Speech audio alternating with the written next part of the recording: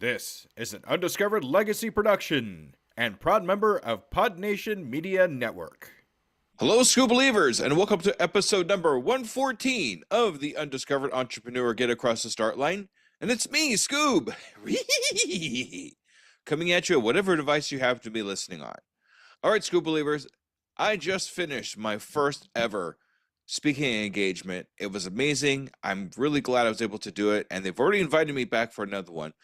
So I'm looking to put that speaking engagement here in the podcast. So stay tuned for that if you'd like to hear that. Hear me speak and probably a couple other people speak too along with it. I'm going to get right into today. In today's episode, the entrepreneur we're talking to is John. John took a $40,000 investment and turned it into $11 million in sales. He opened up a single outdoor gear store in Florida, of all places, and turned it into a 23-year success story, proving naysayers wrong when everyone said, "Where do people climb in Florida?" His specialty retail business generated over $11 million in gross sales from just 30,000 square feet, building generational customer relationships. We're going to talk about that in the podcast, that kept the business thriving for another decade after he sold it. Now, John isn't just another business owner. He summited 12 peaks over 20,000 feet and used the mountaineering experience to create $30,000 adventure trips to the Andes. He literally stood at the curvature of the earth, witnessing his customers cry tears of joy that they couldn't shed because they'd freeze, and turn his fear of not knowing his own products into life-altering adventures for his clients. Now, John, after a devastating accident in 2012, left him with a traumatic brain injury. John didn't just recover, he reinvented himself in the digital space with a mission of impacting millions of families worldwide. He's now leading a multi-continental team working on an educational curriculum and aiming for $3 million in sales, proving that entrepreneurs can rise like a phoenix from the greatest challenges. So, ladies and gentlemen, let's listen to John. Salutations, Skoob believers, and we are here again with another amazing entrepreneur. Today we're here with John. Hey, John, how's it going? It is going great, Jesse, and I'm proud and honored to be here. Thank you. Fantastic. Thanks so much for taking the time out of your day to be on the Undiscovered Entrepreneur Get Across the Start Line. Yes, anytime I can share stories and tips and things that can improve people's lives and businesses, I'm there. So even if you did it at 8 o'clock, I would have been here. Midnight, I don't know, but yeah. The earlier we kind of go, I know. Until we get that first cup of coffee, then it's life changes. Oh yeah, everything. Yeah. Ding. Okay. So I'm going to ask you kind of a semi-serious question here. Okay, John, ready? Yes, sir. Go ahead. Fire away. All right, here we go. Are you a Skoob believer? I am. I'm one of the most diehard Skoob believers, and I just started today. I'm what you would call a neophyte Skoob believer. So, oh my goodness. But I am. So, and I will be from here on out. So thanks for the question. Oh yeah, absolutely. Thanks, John. Thanks for being a Skoob believer. I super appreciate you. All right, so what I'd like to do here at the very beginning is let's get a kind of idea of who you are, what your entrepreneur adventure is, and how you got across the start line in your entrepreneur adventure. Great. How limited in time are we, Jesse? But I grew up in Florida, west coast of Florida. My dad was a businessman who hailed from Pennsylvania. My mom was from Florida. They met at college at the University of Miami, go you. And they settled in Sarasota. That's where I grew up. And I really was interested, not in business, all through middle school. I was more interested in writing and in art. And so I had this full ride scholarship to the University of Kansas when I was graduating from high school. And my dad pulled me aside and he goes, "You're not going to make any money in art." And he was in business. He says, "Why don't you think about doing something else?" So I said to myself, I was working part-time in a restaurant washing dishes and had been for a few years. And I thought, well, you know what? I really like the restaurant business. Maybe I'll go in the restaurant business. That's the wrong way to probably pick and choose a college degree, but that's what happened. And so I went off to FSU. I'm a diehard Seminole. You can imagine the battles I had with my dad in our household. But so I graduated with a degree in business. And I had 10 or 11 job offers being in the restaurant business. And I got to pick and choose. I could have been in the hotel business, resort hotels, but I chose the Chart House restaurants. And I went, well, I was in California, San Diego. A lot of my buddies were going to Chicago and Denver, but I was out on the West Coast and went through my training there and then got my first restaurant. And it was St. Thomas and the Virgin Islands. And I'd never been really outside the country, but it was a new experience for me to run a restaurant on an island where sometimes you can't even get supplies. The food has to come in. So I was a corporate manager for the Chart House for about 2.5 years, and it wasn't working for me. The corporate thing, I was more of always wanting to improve systems and look for solutions, and that didn't fit the corporate model. So came back to the States, made contact with a lady who had been a recruiter and a friend of mine and a manager, and she got me a job at another restaurant company. That was Steak and Ale. And I thought, well, maybe if I change companies, things will be different. And it didn't take too long to realize that I wasn't so much a renegade as I was a team player, but I didn't really fit the corporate model. So what was I going to do? Didn't have any money to really start a business. And so I decided I would go into the Army, serve my country. And I did it backwards, and then come out and see where life would take me after that. I had visions of grandeur of going off to law school, which didn't pan out. That's how life is. So I joined the Army. I served my country. I rose up the ranks very quickly, got out, made the transition, got reacquainted with a woman that I had known 10 years previous, and the universe connected us. And so I wasn't going to go back in the service, which I'd been thinking about. So we decided that we were going to open a business together. And so what we did is we pulled together our resources. I actually borrowed a little bit of money. And for $40,000, we invested in a specialty retail business that we developed selling boots and backpacks and climbing gear on the West Coast of Florida. What are we doing? People were telling us, you're not going to make it. Where do people climb in Florida? Where do people hike in Florida? Isn't it hot here? There's no mountains here. And so we heard all the naysayers and we did it anyways. We can get into that through the questioning, Jesse, later. But what we ended up doing for a $40,000 investment, we were in business for 23 years. We rolled a little over $11 million in gross sales at a 3,000 square feet. And I sold the business, and it went on 10 years after we left. And we'll talk about why that happened too. But so here I am. So then in 2012, I get a bump on the head, and I was involved in an accident, and I had a traumatic brain injury, and I had to deal with some personal issues that I didn't deal with when I was much younger. But it took a lot of time, took a lot of courage to finally face my demons and to get back on track. So for the last decade, I've been operating in the online world, business world, and it has been completely different from bricks and mortar, but we can talk about that. And I'm really involved in a couple of projects now that have the potential to change the course of humanity. And I don't say that lightly. We can talk a little bit about that, but I really want to share things about you to help you on your startup venture. But that's where I'm at. I'm here on your show, and I'm a Skoob believer. Where else should I be but here, right? This is where we put you. That's right. You know, it's funny that you used to work at a restaurant. I have a night job at the same time I'm doing this too, and I actually work in a restaurant here in Branson, Missouri, as a server. So not as high end as you, but it's funny that we have that kind of common thing.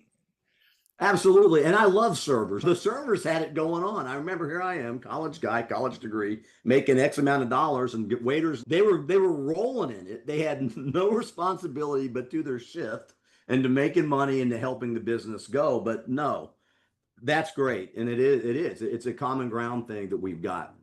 Yeah. And I'm an Army brat. I was born at Fort Ord Army Base when it was open, way back. Wow. So is your dad still alive? Pardon me? Is your dad still alive? Yes. Yeah. Oh, that's yes. Good. The thing is, you came across a lot of the naysayers, especially when you were doing something that didn't quite match up to what people would normally think about. And it's funny because at the same time, I wanted to start a karaoke business in the middle of COVID. And Awesome. Awesome, man. I love that. yeah, and it's like, okay, so I'll start things up now, and by the time I'm ready to go, COVID will be over. Obviously, I was wrong. But, it's interesting to me how we can have so many naysayers and so many people around us saying this isn't the right thing to do of where you're at, or it's not the right time to do something like that. But it explodes on us, even no matter what they say. No, you're absolutely correct, Jesse. The thing about we all have a life to live, right? None of us asked to be born, but we're here and we might as well make the best of it. And so guys like you that are innovative and think of solutions and ideas when we're trying to adapt and overcome a certain situation, that is a keynote foundational aspect of a startup entrepreneur. So, that the ability to find a solution to something that's going on. Now, for me personally, and it took a while because we don't like to say no. The naysayers, they were starting to create doubt in my mind just by a simple thing. Where are the mountains at in Florida? Really? People climb here? There's no national parks here. We're the Appalachian Trail's in Georgia, but I heard it all. And what they started to do, so I had to box them out, is they started, not that I was rude and ornery, but I just didn't listen. I guess metaphorically, I boxed them out. Oh, that's great. You're right. We'll see what happens. And when I started running trips to the Andes, and each trip was a $30,000 gross sale, then everything changed. So I was able to take that naysaying and take people on climbing trips, 10 years into the business. So naysayers are good because they can they can give you more drive. And not that you're doing it for them, it's something that you need to do for yourself. An interesting thing, too, when we were mentioning college and how, sometimes the gifts we don't even see right in front of us. I had a marketing class in the business school. And I remember the teacher, here I was, all 19 years old, thought I was like J. Paul Getty and this and that. And one of the required readings was Amy Vanderbilt's Book of Etiquette. And I thought to myself, why in the heck would you have a book of etiquette in a business marketing class? Well, let me tell you, that book helped me in so many of my professional relationships. It was unbelievable.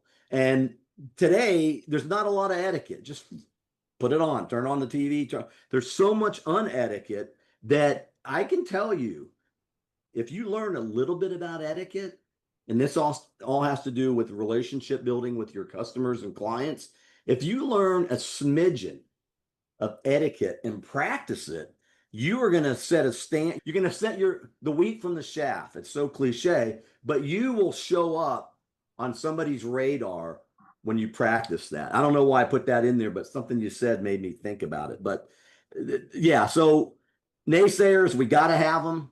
They make the world go round, and they make solo entrepreneurs that much stronger in our convictions. Well, yeah, absolutely. And the thing for me too is I'm come across my naysayers as well too, but I like to think about it just like, oh yeah, watch this. And then actually Bam. bam, there you go. Yeah. And who's it? Frank Sinatra said that the best revenge is massive success.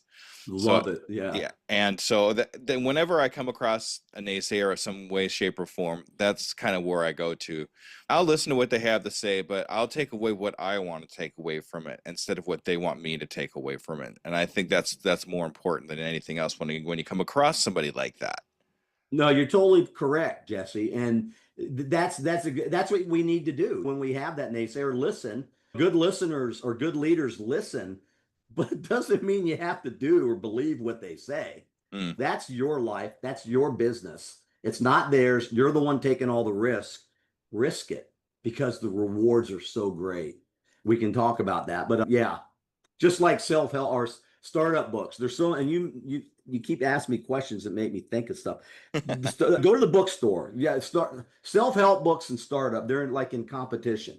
There's so many business schools or business books, and they're all great books. They're great people imparting knowledge and things that can help you. Sooner or later, you got to get off the X, what we say in the military, and just do it. Experiment. And we'll talk about that. I think we're going to talk about perfectionism. Yeah, that's definitely one of my four hurdles to stop. But that actually leads me great into my next question that I'm going to ask you here is, in everything that you've experienced so far, what do you think stops a lot of entrepreneurs from actually getting across the start line? What do you think actually stops them from starting? Great question, Jesse. Thank you. We are our own worst enemy. We've heard it all of our life. It's us as individuals. We're the ones that stop it. I don't think there's all the naysayers or any comments that can be made, or even a lack of funding, or you can't find the right lease if it's bricks and mortar. I just say we're the greatest obstacle. There's going to be good days at startup, and there's going to be not so good days. And in startup phase, there's probably not so many good days because everything that comes up is another challenge. You're already schizoed out because it's a startup. You're trying to do something that you've never done before, and you just have to drive on. So that's the biggest hurdle, is ourselves, and it's all mindset. If you think or believe you're going to do it, and you have the right mission statement and the right touches of resilience and perseverance, you're going to find success. And sometimes it might not be what you think it is. It could lead to something else, what you're doing. Who knows? Yeah, that's actually how I experienced getting started on my podcast. The karaoke thing obviously didn't work out. So instead of trying to throw my hands up in the air and say, okay, I'm not meant for this, I tried to figure out why it didn't work out for me. How come things didn't work the way I wanted? And that actually led me into podcasting. So even though I didn't start with podcasting, like I said to myself, I'm going to be a podcaster. That's not what I did. I said, I'm going to do this, but I pivoted over to this because I found this instead. And this was actually, I put the karaoke thing aside and said, I love podcasting even more. So let's just do this for now and see where that takes us. And 3 years later, here I am. That's a perfect example of an entrepreneur always on the lookout for opportunity. And we can take mud and turn it into clay bricks and build a house, right? That's what entrepreneurs do. Somebody asked me a question about what I've been doing lately, and I told her, and this is a person that's in business, and she got indignant. She said, I didn't want a sales pitch. And I won't mention her name. I said, she's a well-known influencer. I said, but you should realize in your position and what you espouse, I wasn't being rude, that if you ask an entrepreneur what they've been up to and you haven't seen them in a while, you're going to get a sales pitch or a variation of a sales pitch, because entrepreneurs are excited. We're excited about what we're doing. And if somebody wants to know, we're going to give them a sales pitch. Not that we're trying to sell them. Maybe we're trying to convince ourselves. But I just thought that was a strange answer. And she got mad at me for giving her the answer to her question. And so keep that enthusiasm. That's part of what will get you over that hurdle when things like that come your way. Maintain your enthusiasm. Yeah. Yeah, people got to know that if you're going to ask us what we're doing, we're going to tell you. And we're going to tell you everything because we want it. We're excited about what we do. And that's one of the things I find that's so awesome about being an entrepreneur is I'm always excited about what I'm doing now and what's coming next. What's the next possibility? What's the next big thing that I want to tackle? It may sound like to the untrained ear that we're trying to pitch you, but no, we're just talking about what we love to do.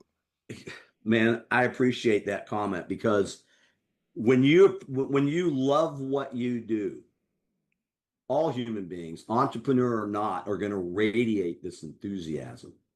And that, I'd have to say, what are top 10 traits of a startup entrepreneur? And I'd have to say, after this discussion, it would have to be enthusiasm.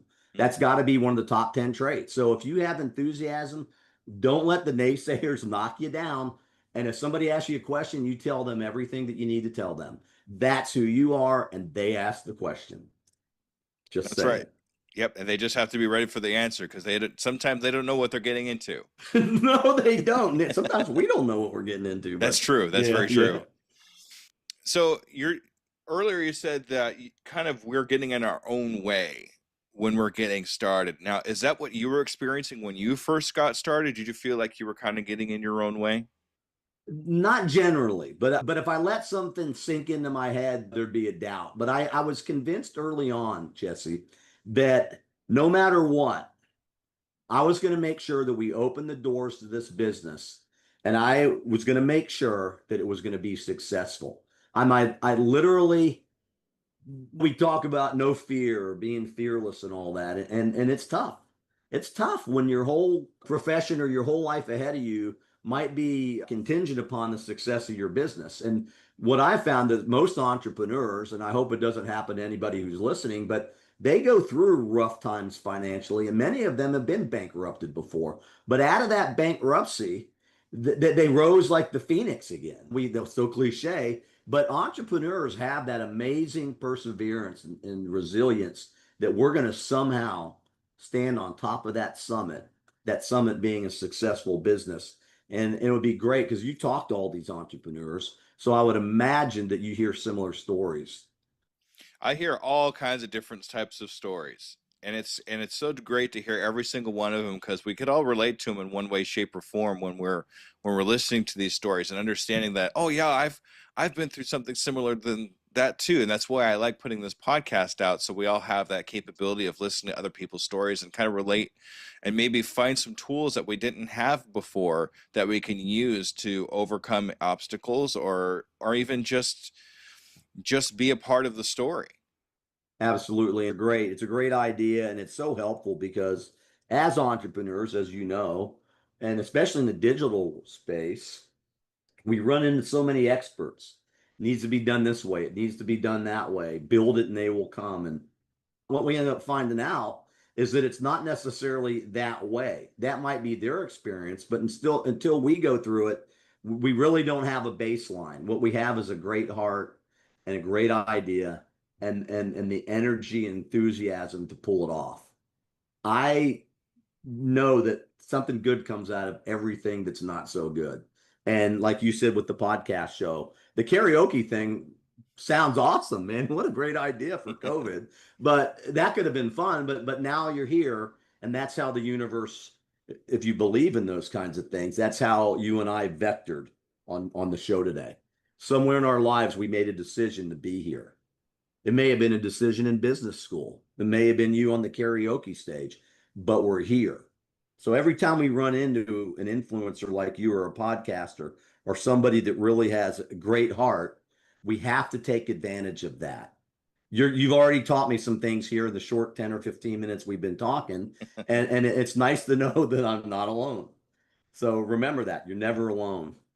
Absolutely. First of all, I want to say thank you for calling me an influencer. I don't that's not what I'm not used to that, so I guess that's something I got to get used to. Something that you kind of said, the word fearless. Now, me personally, I like fear. Fear is my friend. I want to be afraid. Just because I know on the other side of this fear is going to be something great as long as I could have the mental capacity to overcome this fear. I don't want to be fearless. I want to feel that fear, but that fear and excitement come from the same place in the brain as everything else. So having that fear isn't a bad thing. It's pointing you in a direction. I kind of use fear as my Yoda. Do you want to kind of put it into perspective there? No, that's a great perspective. I was looking at my Facebook feed early this morning, and one of my Army brothers, he was a Special Forces high altitude, low opening jump guy. I mean, this guy was the real deal, Green Beret in Vietnam. And he shared a photo. He lives in Montana, but he shared a photo of some bear tracks, recent bear tracks in the mud in the same direction he was hiking. And he said, here's a Vietnam veteran, combat guy, seen all kinds of stuff. He goes, I just got a sign, and I think I'm going to turn around here. And so my point is, it's probably a good thing. It could have been a mama, who knows what, but it was definitely a grizzly bear. There's healthy fear, and there's what I would say there's wise fear. And I would say the entrepreneur is that wise fear. Somebody that's looking at a bear track, that's healthy fear. Or vice versa, what I'm trying to say. So I'm not saying that, and I love the fact that you get motivated by fear, but look at fear, because if you exhibit fear, now turn it around, because the bear, that doesn't make you a wuss or anything. It makes you pretty smart. But fear is the unknown. But if you're frightened by the unknown, and none of us know what's going to happen tomorrow, 20 minutes from now. That's not a way to live your life. I would say embrace the fear, because if you don't, fear will overtake you. Mm-hmm. And you may just hang out on the lazy boy over the weekend and not make those calls or that podcast. If you were scared and fearful of this what I'm trying to say, fear will stagnate us. So when I say fearless, probably a lot like you, Jesse, but I'm also a lot like my buddy who saw the bear track and decided to turn around. There's a healthy dose of fear that we can have too, both Yeah, ways. we don't want to put ourselves in physical danger. That's a whole different kind of fear. That's a kind of fear Yep. that protects us. But the other kind of fear is the fear that shows us the way. That's what I kind of look at when I'm doing business or anything else for that matter. And that's why I use an acronym for fear: false evidence appearing real. It's not something that's going to, if it's not something that's physically going to harm us, it's something that's pointing us in a direction, and if we overcome it, there's something great on the other side.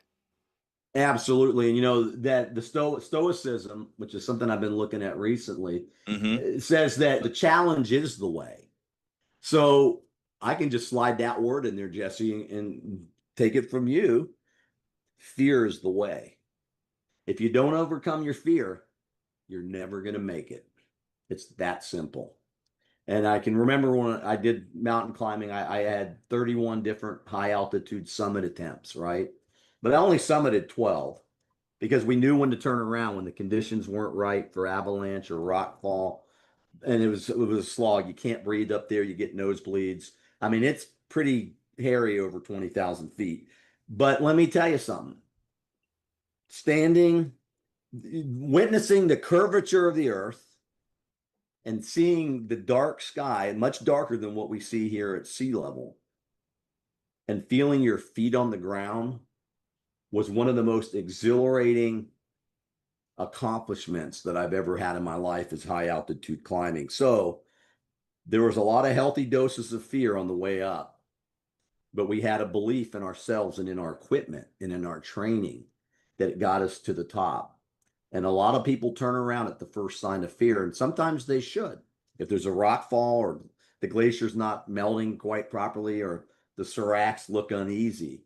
So I'm not going to say just close your eyes and run headlong into a chasm, but punch through that veil of fear. Then I can guarantee you whatever it is you're doing will be worth it. Yeah. Absolutely. I have a rough time getting to the top of a ladder, and now you want me to now I feel like I want to climb a mountain here. That's just Go for it, and you Go will, for I'll bet. All right. So I'm sure you get this question a lot when you do podcast guesting here, but I like to put a little bit of a spin on it. A lot of people ask you, what's your hardest pitfall? What's the biggest problem that you came across? I like to put a little spin on it. What is the biggest pitfall you've had that you're actually proud of? Like, I'm glad I went through this pitfall because on the other side of that pitfall was something amazing. Have you ever had anything like that happen to you, John? A few times. I would have to say patience. I wanted it all now. I made a joke about J. Paul Getty back in college, right?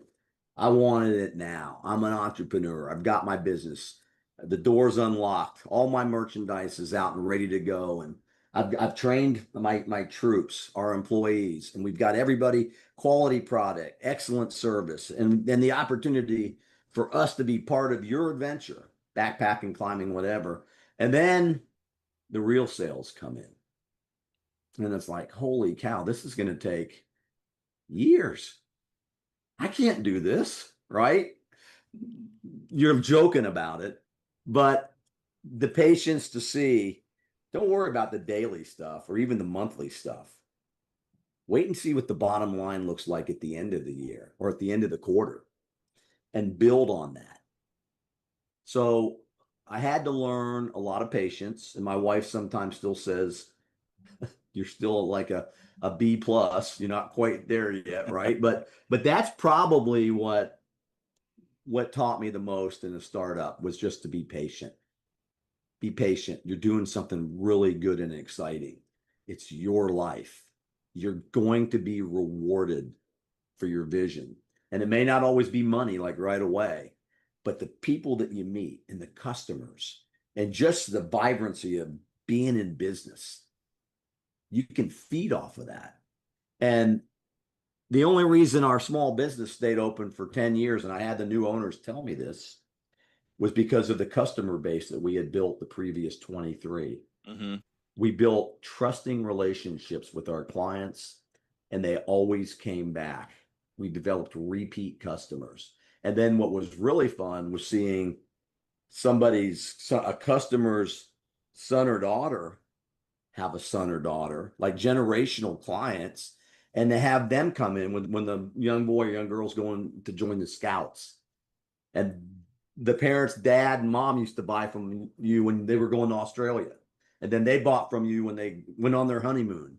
And now their kids are joining the scouts, and they've come into your shop, your business, to patronize you.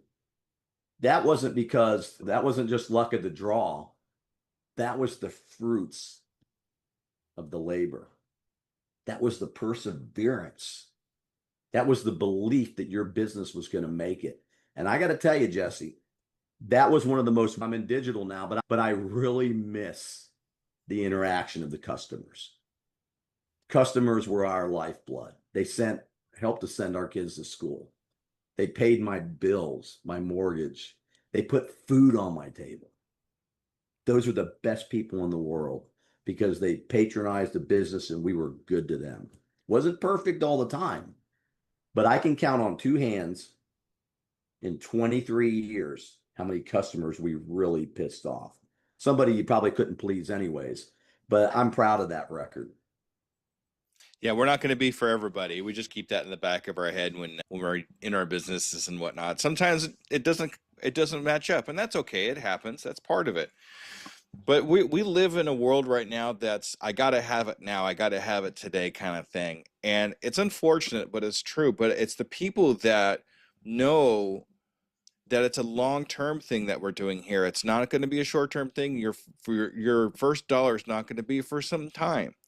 But when it starts coming, it comes on strong because you waited for it. And you built the relationships that you needed to build, and you met the people that you needed to meet to make it all work out.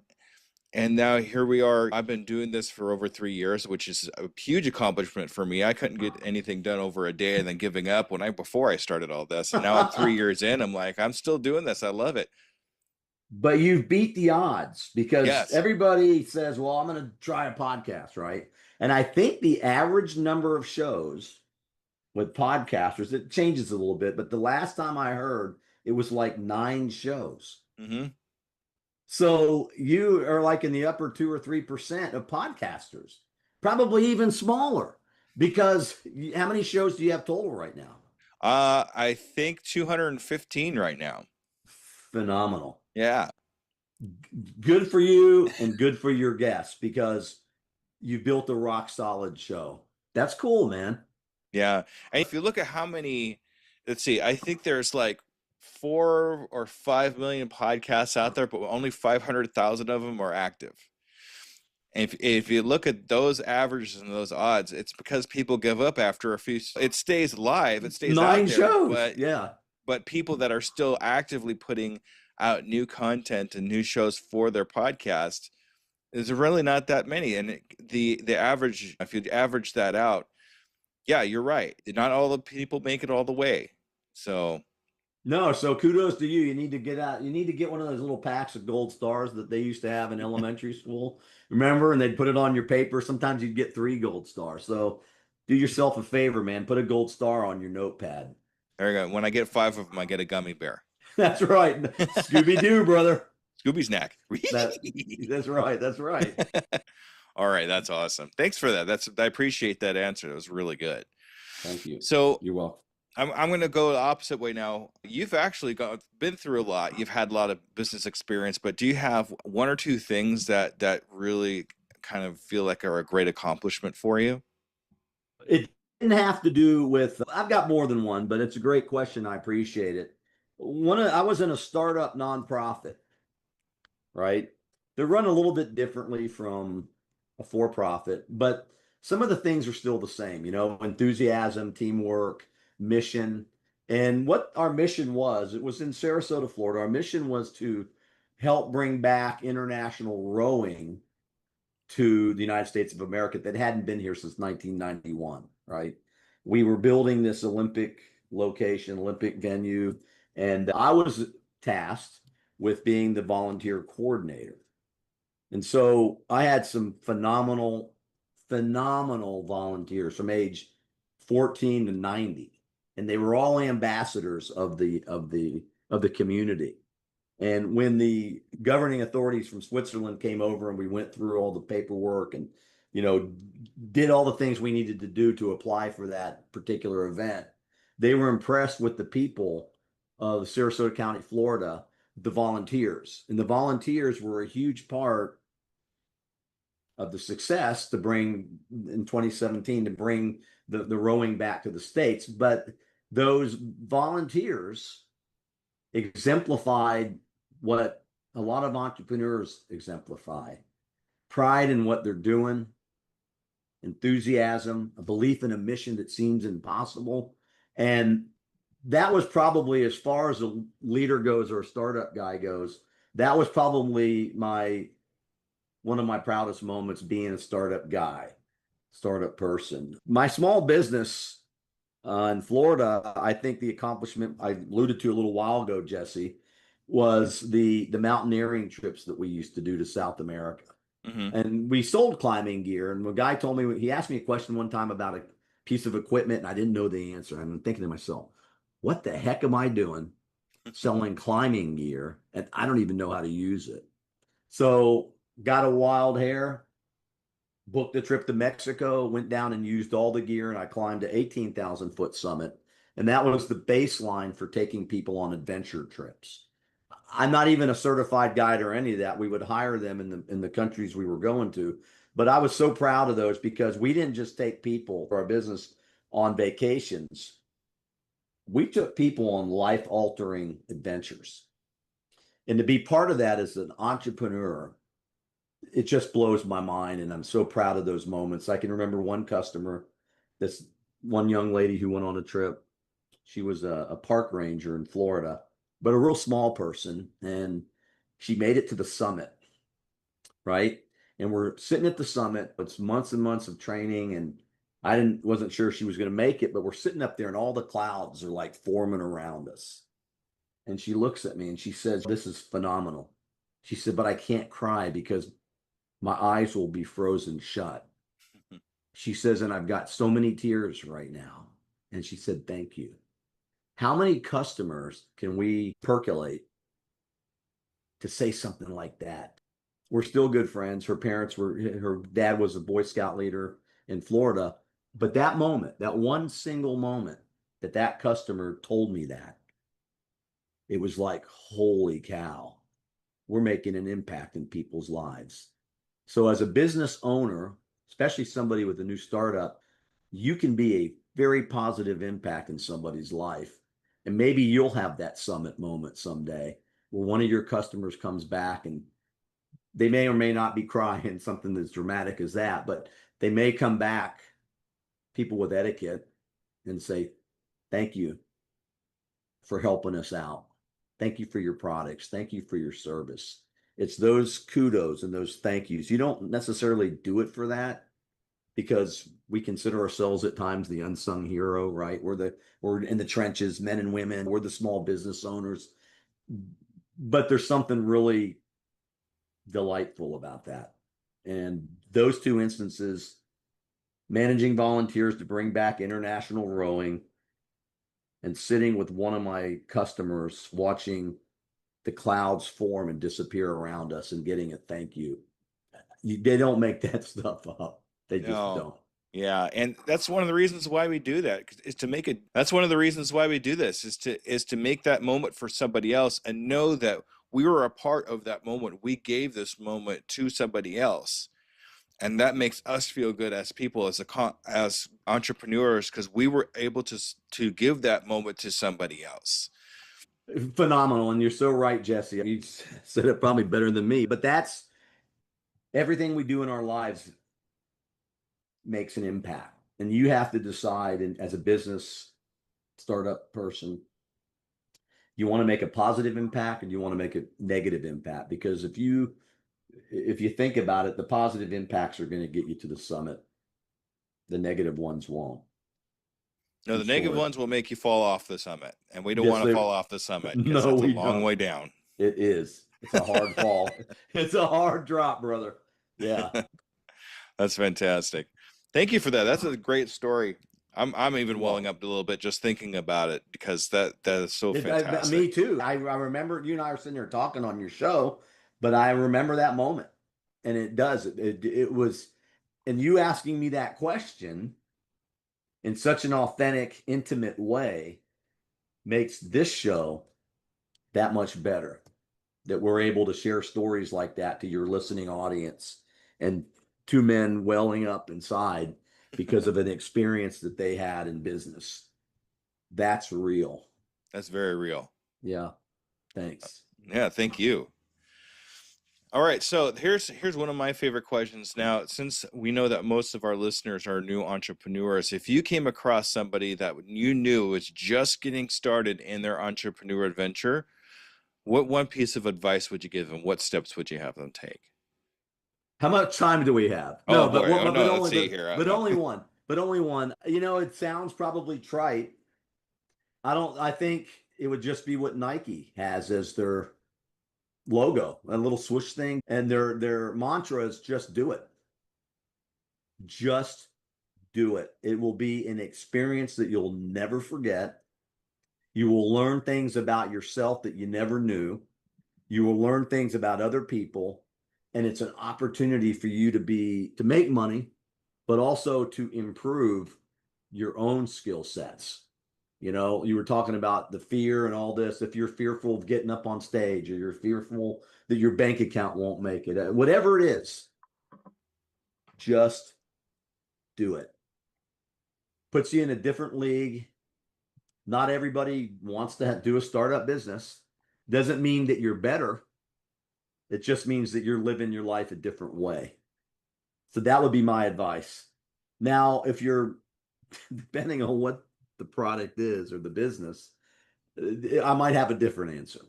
But I would say 99.99% of the time, I'm just going to say, just do it. Find a way to do it. Fantastic. That's awesome. That actually is very similar, and not that I'm trying to steal anything, very similar to my tagline for my podcast. I can, I am, I will, and I'm doing it today. We do things now while we're thinking about it. My son was 6 when he said that.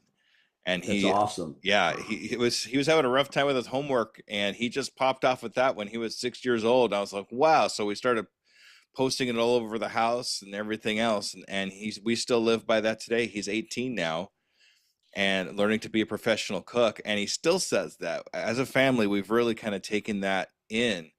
And now I've made it part of my podcast, because it's such a powerful thing for a 6-year-old to say, let alone the meaning of it, the meaning behind it. We do things now while we're thinking about it. Otherwise, we miss an opportunity, and we don't want to miss an opportunity. So we do it now. We do it today. Absolutely. And thanks for sharing that. And that mantra lives in your heart and in your son's heart and in your family. So it's a good thing. But I just wanted to back up real quick about perfectionism, because please. That could be a fearful thing, right? But I'm gonna relate this to a military thing. So we'll kill two birds with one stone. You'll learn something about the military, but you'll also learn something about perfectionism. And I was in a field artillery unit. And in it was a howitzer, 200 millimeter howitzer, 400-pound shell that we could throw 25 miles away. And what you have to make sure that it hits the target is you have these guys or gals called forward observers. And they'll go to the target location or near the target location, and they'll watch and they'll send back the coordinates, right? So they plug in the coordinates, you fire the round, they watch to see where it hits, right? And you missed it. You're 400 feet past it.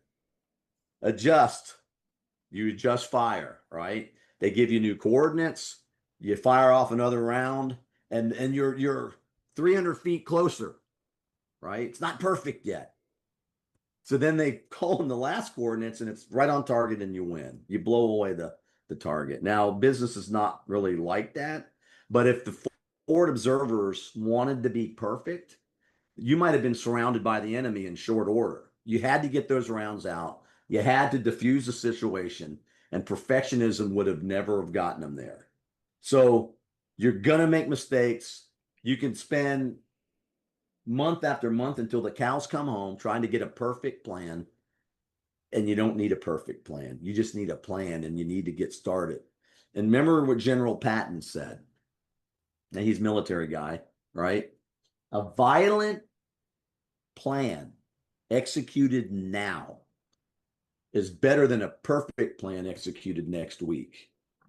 And it's kind of the same thing. So perfectionism can be a serious double-edged sword because you want to do it right. But if you wait for right to be perfect, you're wrong. You need to get going. You need to get started now.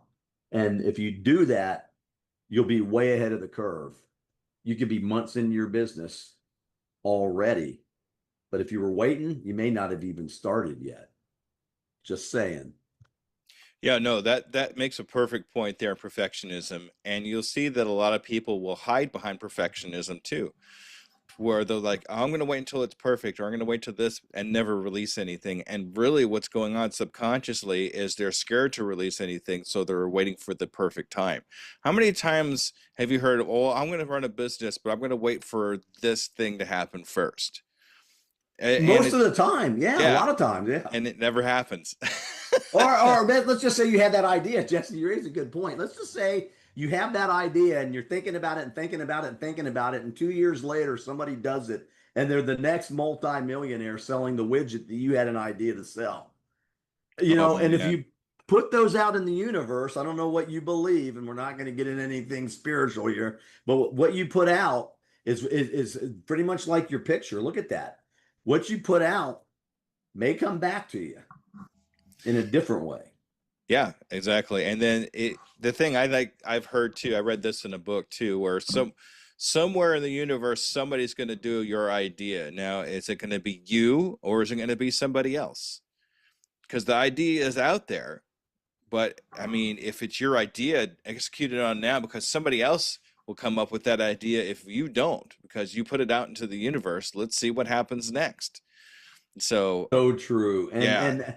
And the thing, but I always come up, I got an option for that, right? I always say, but they're not our team, which is true somewhat, but sometimes being that first one is a huge difference in business when it's something innovative for sure. Yeah, Yeah. absolutely. Thanks for putting that out and touching on that. I appreciate it. Well, you're welcome. That's what happens, man, when you have an experienced podcaster. We get information, man. Yeah. It's all on you, brother. All right, so I have kind of a tradition that I like to do in my podcast. In the next 6 months, where do you see you and your company? What 6 month goal do you have for yourself? $3 million in gross sales. Well, you popped right And off with that, didn't you? oh yeah, but the money's not the primary motivator, but that's our sales objective. And then our plan is to have a mini course on leadership up here real soon called the Brain Freeze. This is on neomasculinity.solutions. And then we've actually finished a college curriculum. We're looking at accreditation on information analysis and gender roles.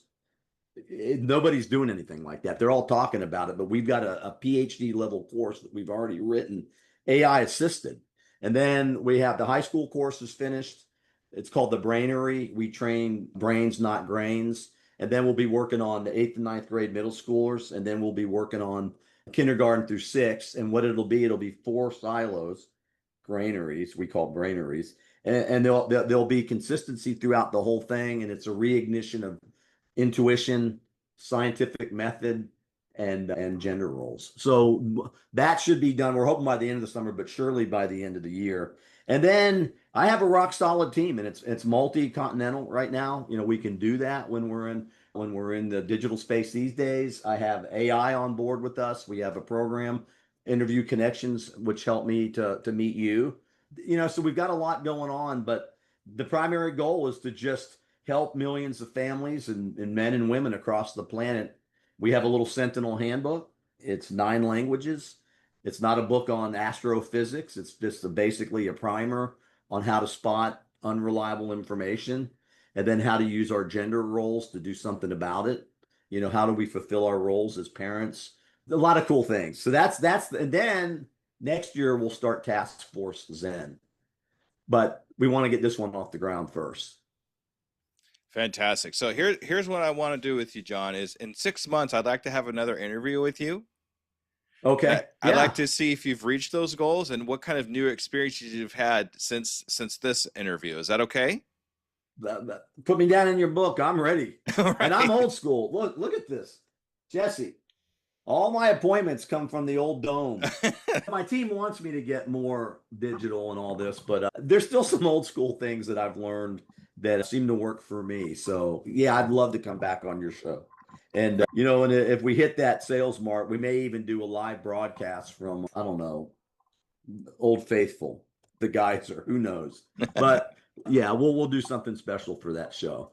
All right. Awesome. Thank you so much. You're welcome. All right, John, this is your time to shine. This is a time where I want you to talk about yourself, how we get a hold of you, and all that good stuff. Okay, ready, set, go. Okay, you can get a hold of me at JK Juliet Kilo at neomasculinity.solutions. That's my email address. I'll even give you my cell phone. It's 941.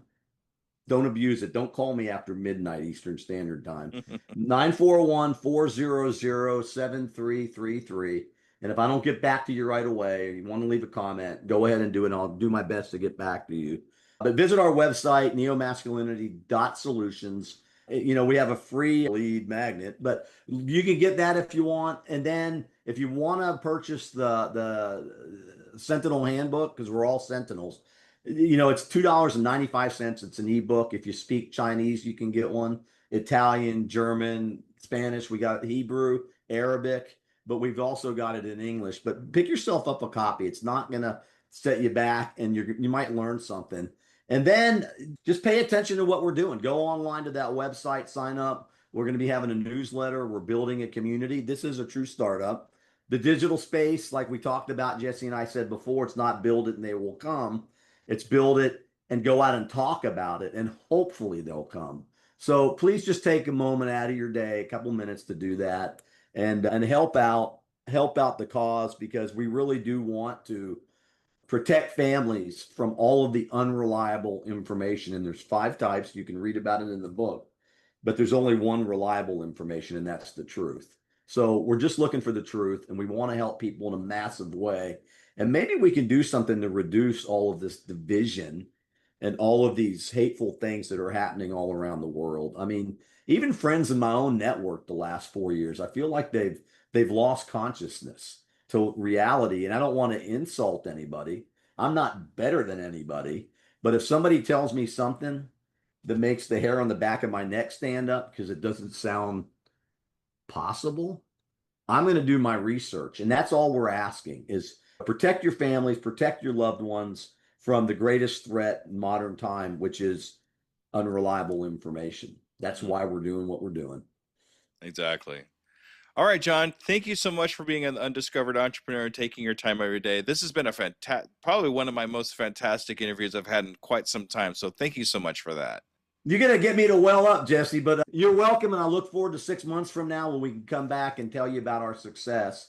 And I appreciate you and what you do and helping entrepreneurs tell their stories, and even more so helping your listeners, the people that are in the trenches, help them with their startups. So thank you.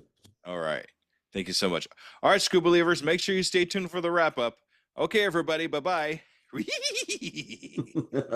You got it.